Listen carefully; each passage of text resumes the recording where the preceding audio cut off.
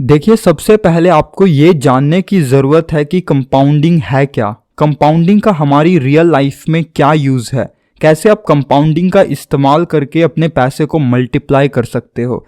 मान लीजिए कि आपके पास 1,000 रुपये हैं और आपके वो 1,000 रुपये 10% के इंटरेस्ट रेट से हर साल बढ़ते हैं।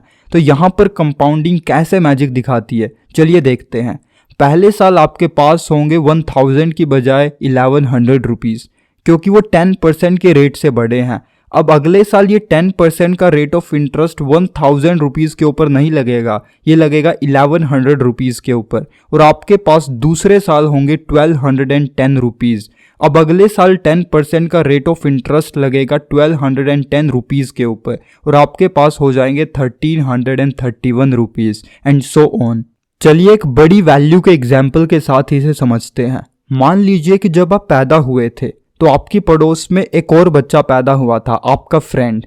जब आप पैदा हुए तो आपके नाम पर आपके पेरेंट्स ने 1,00,000 रुपए की एफडी करवा दी विद 15% सिंपल इंटरेस्ट, और आपके फ्रेंड के मम्मी पापा ने भी आपके फ्रेंड के रिटायरमेंट के लिए 1,00,000 रुपयों को निफ्टी 50 इंडेक्स फंड में डाल दिया। ना तो आपके मॉम डैड ने इस बारे में आपको कुछ बताया और ना ही आपके फ्रेंड के मॉम डैड ने इस बारे में आपके फ्रेंड को कुछ बताया। वो चाहते थे कि ये पैसा आप अपने रिटायरमेंट के टाइम पर ही विड्रॉ करो। तो आप और आपका फ्रेंड बड़े होते हैं, पढ़ाई करते हैं, जॉब करते हैं, और अब आप दोनों का रिटायरमेंट का टाइम आ जाता है और आप दोनों की एज होती है ऑलमोस्ट 60 ईयर्स के आसपास। तो आपके दोनों के मॉम डैड जो काफ़ी बूढ़े हो चुके थे, वो आप दोनों को बताते हैं कि हमने तुम्हारे लिए 1,00,000 रुपए तुम्हारे पैदा होने पर इन्वेस्ट कर दिए थे। तो आप बैंक में जाते हो और देखते हो कि आपके वो 1,00,000 रुपए 15% सिंपल इंटरेस्ट के बाद अब 9,70,000 रुपये बन चुके हैं। अब आपका फ्रेंड देखता है कि उसके 1,00,000 रुपये अब कितने बन चुके हैं, तो वो भी शॉक हो जाता है और आप भी शॉक्ड हो जाते हो, क्योंकि वो 1,00,000 रुपये 33 करोड़ 15 लाख रुपीस बन जाते हैं। आपके 1,00,000 से सिर्फ 10 लाख ही बन पाए, बट आपके फ्रेंड के बने 1,00,000 के 33 करोड़ से भी ज़्यादा रुपए। ये कैसे हो पाया? क्योंकि आपका पैसा 15% सिंपल इंटरेस्ट के साथ ग्रो हुआ, जबकि आपके फ्रेंड का पैसा 15% कंपाउंडेड इंटरेस्ट के साथ ग्रो हुआ। इसका सिंपल सा मतलब ये है कि आपके पैसे पर ब्याज लगा, बट आपके फ्रेंड के ब्याज पर भी ब्याज लगा। This is the power of compounding. ये जो ग्राफ आप अपनी स्क्रीन पर देख रहे हो, ये एग्जैक्टली शो कर रहा है कि कंपाउंडिंग की क्या पावर है। पहले कुछ सालों में नेग्लिजिबल ग्रोथ है, बट लास्ट के सालों में ग्रोथ नेक्स्ट लेवल की है। शुरू के कुछ सालों में लोगों को लगता है कि पैसा ग्रो ही नहीं हो रहा, इसलिए वो पैसे को विड्रॉ कर लेते हैं, और ऐसा करके वो एक बहुत बड़ी गलती करते हैं। That is the break compounding. वो कंपाउंडिंग को बीच में ही ब्रेक कर देते हैं और फिर वो कहते हैं कि कंपाउंडिंग से तो पैसा ग्रो ही नहीं होता। ऐसा नहीं है। अगर आपको कंपाउंडिंग से पैसे को ग्रो करना है, so you need a lot of patience. For example, अगर मैं आपको दो ऑप्शंस दूं, एक ये कि आपको 30 लाख रुपए एक साथ मिलेंगे, और दूसरा ये कि आपको 1 रुपया हर रोज 30 दिन तक डबल करके दिया जाएगा, then what will you choose? इन दोनों में से आप किसको चूज करोगे? मुझे पता है कि हो सकता है आपको इसके पीछे का लॉजिक पता हो, तो आप ऑप्शन बी को चूज करोगे, but majority of the people will choose option number A, जो कि 30 लाख रुपए हैं। अब जिन लोगों ने ऑप्शन बी को चूज किया है, दे exactly know the power of compounding. उनको पता है कि 1 रुपया अगर 30 दिन तक डबल होता रहे तो 30 दिनों के बाद उनको क्या वैल्यू मिलेगी। आपकी क्यूरियोसिटी के लिए थोड़ा आपको बता देता हूँ। डे 10th को आपके पास होंगे 512 रुपीज़, डे 15th को आपके पास होंगे 16,384 रुपीज़, डे 20 को आपके पास हो जाएंगे 5,24,288 रुपीज़, और डे 25 को आपके पास होंगे 1,67,77,216 रुपीज़, और डे 30th को आपके पास कितने पैसे हो जाएंगे ये आपको मुझे बताना है कमेंट सेक्शन के अंदर। This is your homework. Now you can understand how compounding works. आपको कंपाउंडिंग की पावर को एक्चुअल में समझना होगा if you want to be rich. ऐसे बहुत सारे रियल लाइफ एग्जाम्पल्स हैं जिन लोगों ने करोड़ों इनफैक्ट अरबों रुपए कमाए हैं कंपाउंडिंग का यूज़ करके। अगर बात करें वॉरेन बफेट की, तो उन्होंने सारी दौलत शेयर मार्केट से कमाई है with the help of compounding. हमारे देश के राकेश झुनझुनवाला ने भी 20,000 करोड़ से भी ज़्यादा रुपए कमाए हैं शेयर मार्केट से with the help of compounding. अब आपको लगेगा कि ये तो बहुत बड़े बड़े लोगों के एग्जाम्पल्स हैं। क्या कोई ऐसा एग्जाम्पल है जो एक आम आदमी के लेवल का हो, कि किसी आम इंसान ने पैसा लगाया और उसका पैसा कंपाउंड हुआ और उसको करोड़पति बना दिया? तो इस सवाल का जवाब है हाँ। एक गांव में रहने वाले इंसान ने शेयर मार्केट में पैसा लगाया और वो कैसे करोड़पति बना, चलिए देखते हैं। मोहम्मद अनवर नाम का एक आदमी जो महाराष्ट्र के एक छोटे से गांव अमलनर का रेजिडेंट है, करीब आज से 40 साल पहले, ये 1980-81 की बात है, मोहम्मद अनवर के फादर की डेथ हो जाती है और ये 3 भाई हैं, तो इनमें ज़मीन बट जाती है और अनवर को जितनी ज़मीन मिलती है वो उसको बेच देता है और इसके बदले उसे 80,000 रुपये मिलते हैं। आप समझ सकते हो कि आज से 40 साल पहले 80,000 रुपये की कितनी वैल्यू होगी। आज जिस विप्रो कंपनी को आप देख रहे हो उसकी शुरुआत यहीं से हुई थी और अमलनर गांव के रेजिडेंट्स के पास विप्रो कंपनी के बहुत सारे शेयर्स थे।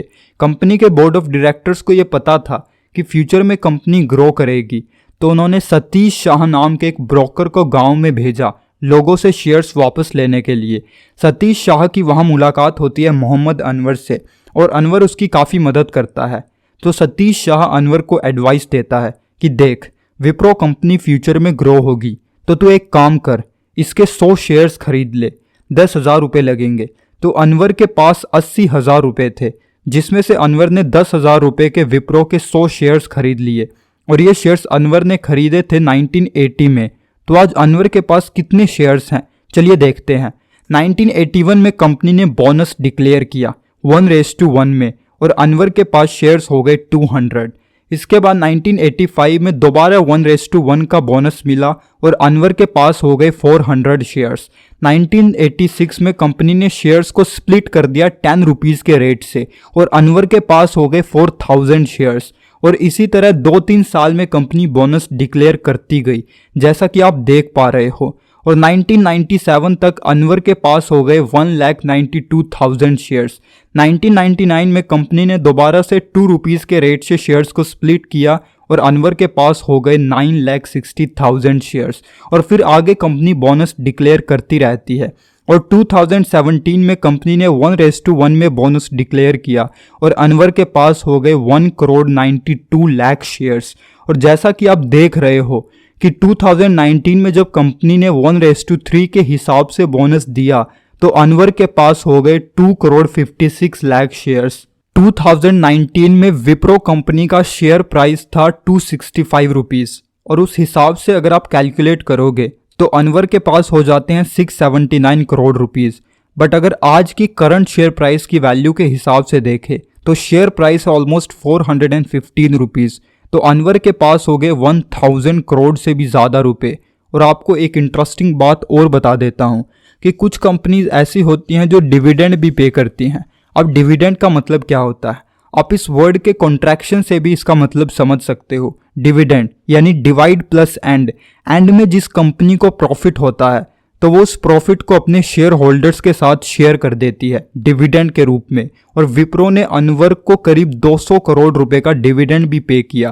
तो आप देख सकते हो कि अनवर के पास हो गए 1200 करोड़ रुपए से भी ज़्यादा सिर्फ 10,000 रुपये से।